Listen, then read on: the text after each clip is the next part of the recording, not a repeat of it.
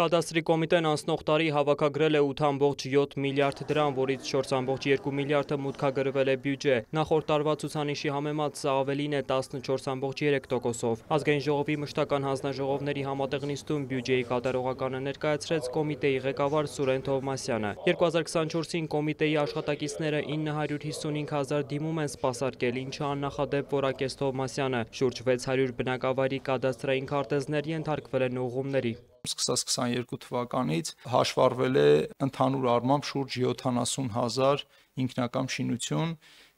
բայց միևնույն ժամանակ մենք տեղյակ ենք, որ առկա են բազմաթիվ դեպքեր, որոնք չեն հասցրել բնակիչները հաշվառել, եւ սրա վերաբերյալ մենք ունենք ընթացիկ քննարկումներ հասկանալու համար, թե ինչ հնարավորություններ կարող են այստեղ լինել կամ չլինել։ Ազգային ժողովի падգամավոր Արսեն Թորոսյանը հարցով արձագանքեց. կա արդյոք գնահատական, թե մեր երկրում որքան են չհաշվառված շինությունները։ Կադաստրի կոմիտեի դիրքորոշումը այս հարցում որն է, որ այնուամենայնիվ եթե այդ բաները կան, կառույցները, ու դժվար թե քանդվեն կամ մենք ինչ որ մեխանիզմ գտնենք իրանց քանդելու։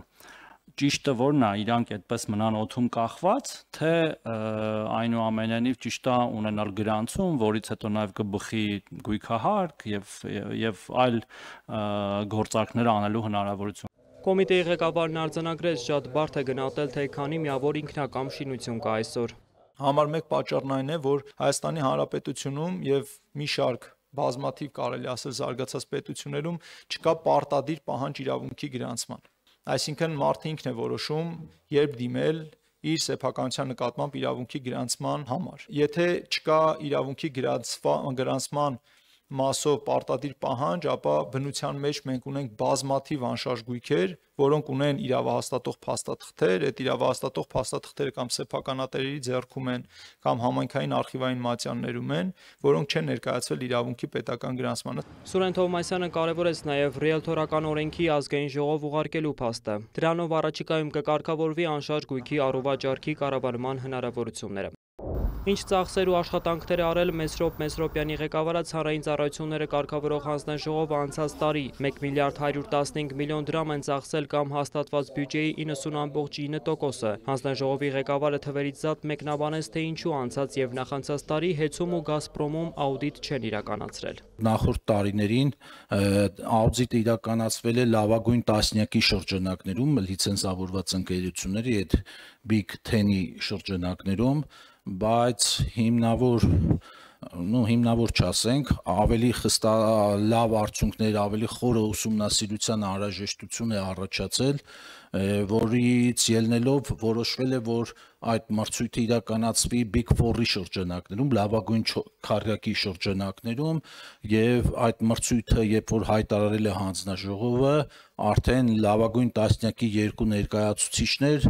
դիմել են դատարան, բողոքարկել են այդ որոշումը եւ այդ դատական process-ների գործընթացի հետևանքով առնվազն 2 տարի ձգձգվել է աուդիտ անցկացնելու հնարավորությունը։ Հանրային ծառայությունները կարգավորող հանձնաժողովը պատրաստվում է կրկին մրցույթ հայտարարել եւ ընտրված ընկերությանը պատվիրակել ոչ միայն ֆինանսական, այլ նաեւ տեխնիկական աուդիտի իրականացումը։